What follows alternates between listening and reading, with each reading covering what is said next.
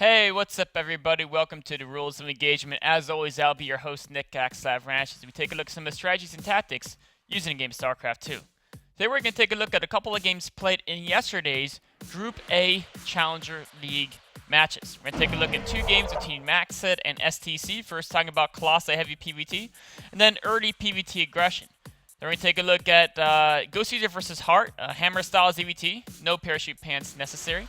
Then after these three segments, we're going to go straight on to the Q&A. And the Q&A, if you have any questions, tweet them to me on Twitter, @ISAxslav. Also, find any of the more recent Rules of Engagement YouTube VODs at youtube.com/official. MLGSC2, you can just go to playlists, Rules of Engagement playlist, leave your questions there, and I'll answer them at the end of the next Rules of Engagement episode.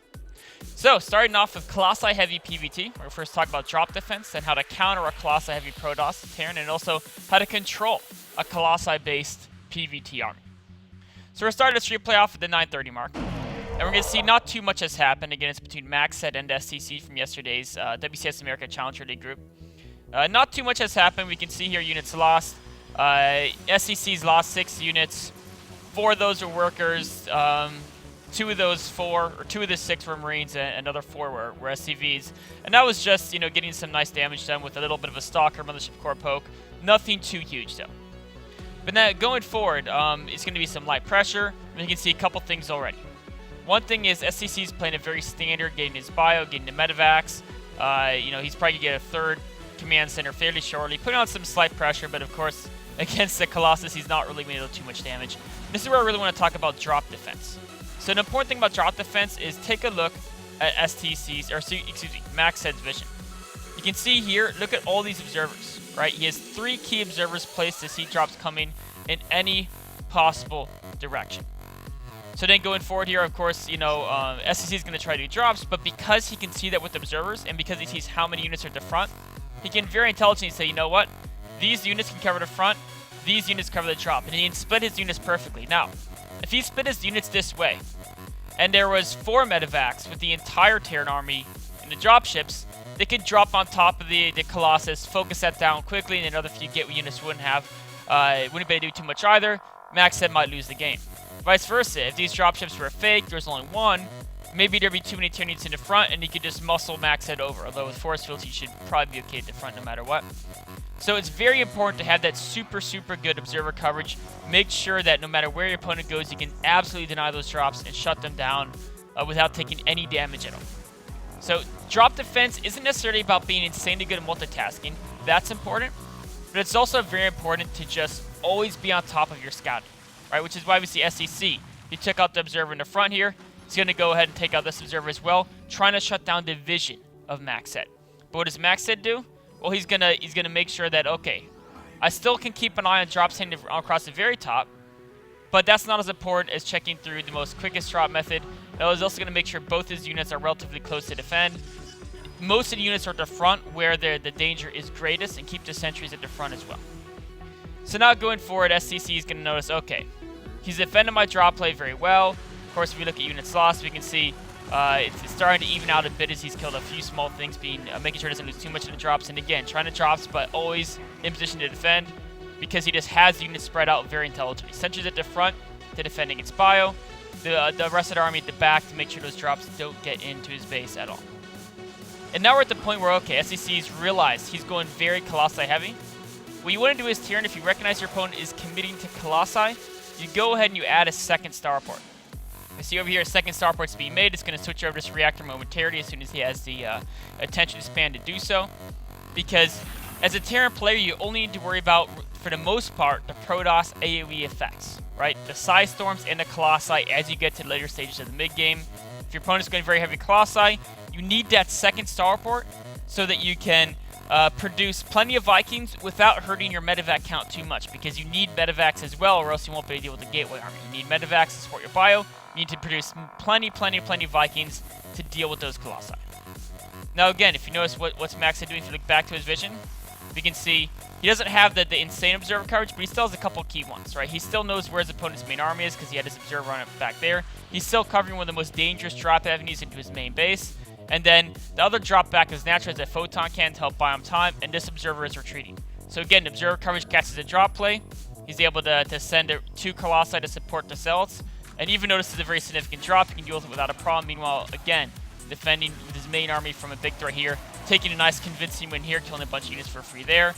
Then, of course, the drop is able to be deflected here without taking any damage. And now it's cut off, right? And then even more intelligently, he knows that the drop has to run down this bottom quarter. So he's just going to go ahead and put Photon Overcharge on this Nexus. He's able to pick off another medevac as well. So if you're playing Protoss, what you always want to do is, if you take a look at the map, drop play becomes scariest as you go towards 3 bases. And so on the map, what you always have to think about, where are the key places I need to worry about drops? My army, ideally, most of it should be between my 2nd and my 3rd. So you really want to focus your army in this zone, right? Now that means drops that are near your 2nd or 3rd, near the Nexus, you can deal with easily. The threats are behind your natural, over here, and also in the back your main, up at the top here. Now, those 2 threats, of course, if you have 2 observers, you want to simply place 1 in each of these angles to keep an eye on those key threats, so your army can always be central and able to defend frontal attacks up the ramps. Also, always make sure your main army has those sentries in it, and you drop defense squad, mostly Zealots and Stalkers. The reason why, sentries aren't very useful against drops. They can just move around force with using medevacs. The frontal attack, even if you have a lot of your units segmented away, you have 2 Colossi, a bunch of Zealots in the back, and they end up regrouping, send your whole army at you through the front. You can just throw a line of force fields down, retreat, regroup, and you'll be just fine. So sentries always at the front, observers in key locations from the very far angles. They try to drop from a closer angle. Of course, that's where your army is right there to defend them against any type of close angle. So just worry about the far angles. Ideally, you have full observer coverage throughout this whole, zone. But if you can't do that, just watch the far angles so your army can stay central. It's very similar if you're playing Zerg. That's where you want your overlords against Terran drops. That's the positions you want to put the Spore Cores, top drops, because those are the ones that it's furthest out of the way for your army to defend. So now going forward, we can see that SCC is starting to counter MacSed's very Colossi heavy army. He has a lot of Vikings up. He's already up to 7 Vikings. Of course, not that many right now, but he's building them 2, or should be building 4 at a time shortly. He's going to build another 4 Vikings. He's also getting attack upgrades to help him take down those Colossi extra fast. Now notice MacSed's composition. This is very important. His composition, if you look at the units tab, is, there are some Zealots, but there's a lot of Blink Stalkers, and really the power of it is the 5 Colossi. Also notice how his upgrades. He has 2 attack, no armor, and his 3rd attack is almost done. So he's even going up to 6 Colossi. This many Colossi, focusing purely on attack upgrades, the goal of the composition is to use the Colossi insane damage output to kill all the Terran bio. Now, of course, the threat is, what if they have a whole bunch of Vikings? Well, that's where it's super important, that fact that, okay, my units will die quickly, but the Stalkers with all their attack upgrades can deal with the Vikings pretty well too. So always, always, always prioritize in the battle. 1, Guardian Shield.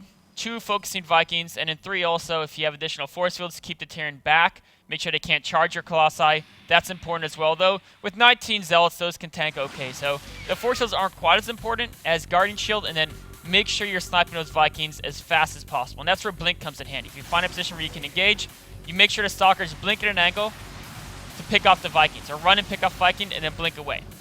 Notice how here, as the Vikings are coming in, right? How do you want to micro this if the Terran commits as a Protoss opponent, right?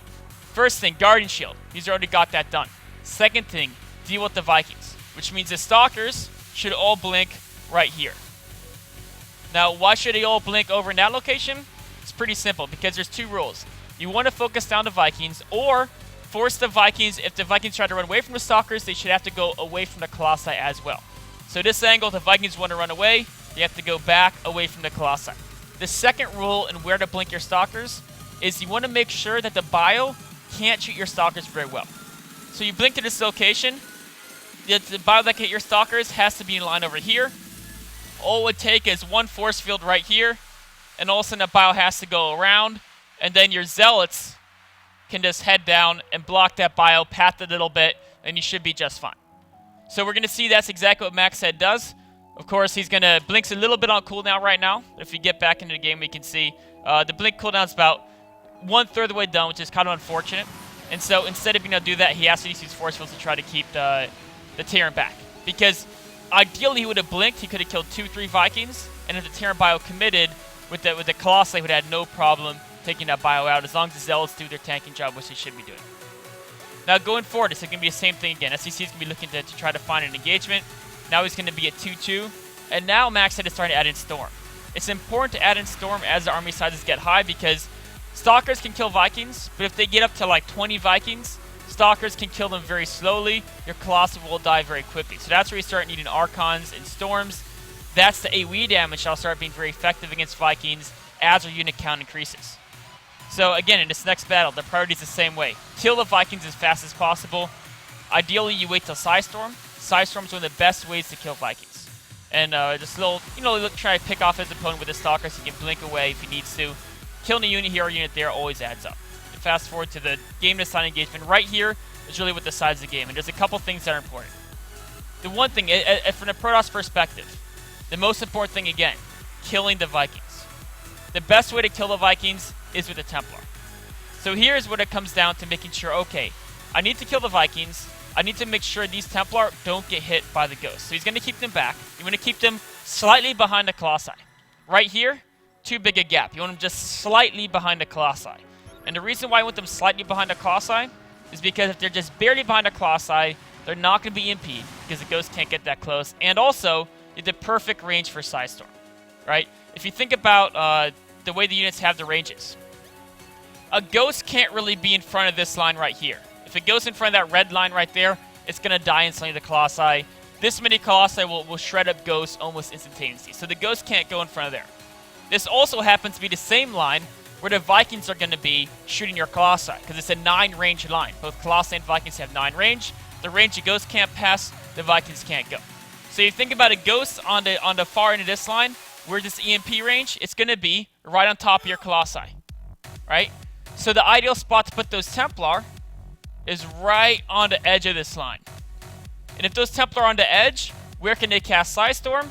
Right in front of the other line. So you can put a Psystorm right here, basically centered in this area or in this area. And if you draw the range circle, you're going to find you're going to be nailing all those Vikings, right? So you want to have your High Templar just barely behind your Colossi. You can click Storm barely in front of their Vikings. And then, yes, the Vikings can back away, but that's fine. Then you back away too. And you've traded a few Zealots to damage Vikings. Zealots can be replaced. Vikings, they have to repair, and most Terrans are too lazy to do that. Or it's going to take them a little while, and then you have, the next couple minutes you're going to have the advantage. Just keep storming them, and you're going to end up with the advantage. Unfortunately, because the Templar are a little bit too far back, we see here all of a sudden, Max is in this problem where he's wanting to wait to kill the Ghost before he sends the Templar in. And with this many Ghosts, by the time he can kill the Ghost, see that he backs away the Templar again because of all these Ghosts right here. And he knows if he gets too close, they'll shoot him. Now, yes, there's no way these Templar can ever storm the bio. If Terra Micro is well, it's going to be very difficult to get storms off on a bio army. But what they can do is they can storm the Vikings.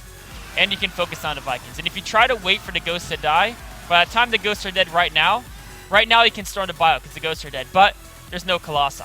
And there's no Zealots. So even though he has massive storms, he's just stuck with Stalkers, which instantly die as soon as the bio just stares at him, they die.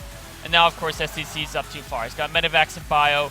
All the expensive units in MacSed, which is predominantly the Colossi, got taken out. So, I mean, the game is over here. We can pause it here. I mean, he's just going to rally more units in. Vikings land. You can see just a 40 food differential. This base is going to die, and just he can just rally units into MacSed until MacSed gets taken out. So, a couple really important things to focus on about this game scene. You know what? Can heavy Colossi style work against Tyrion when I focus on the attack upgrades? Yes, it can, but you have to really focus on keeping the Viking count low, active Blink Stalkers throughout the map, using Storms very early in the battle. It's much better to lose like 5 Templar to snipes or EMPs and have the 6 Templar get off a massive storm on the Vikings at the start of the battle than it is to storm their units after you've lost those Colossi, because Colossi are the power of your army. If you don't have armor upgrades, your gateway units aren't going to do that well. Focusing on attack puts all the emphasis on Colossi. You've got to kill those Vikings as soon as the battle starts. That's your main priority. Also remember, always have the observers throughout the drop detection. MacSed got an advantage in food because he traded so efficiently against the drops. Every drop was stopped because of great observer coverage. But then STC was able to make a comeback by building that second starport against the heavy Colossi style of MacSed. Always do this as a Terran player if you can identify the Protoss as going heavy Colossi. As soon as you have your third base set up, build that second starport. Or even as you're moving to third base, go ahead and build that second starport if you know they're going heavy Colossi play. Then again, as a Protoss player, focus down those Vikings as a priority in those late game engagements where Colossi are really your key strength. So wraps up the MacSed vs STC game. We're going to take a short break and be on to Game 3 between MacSed and STC, talking about early aggression in PvT.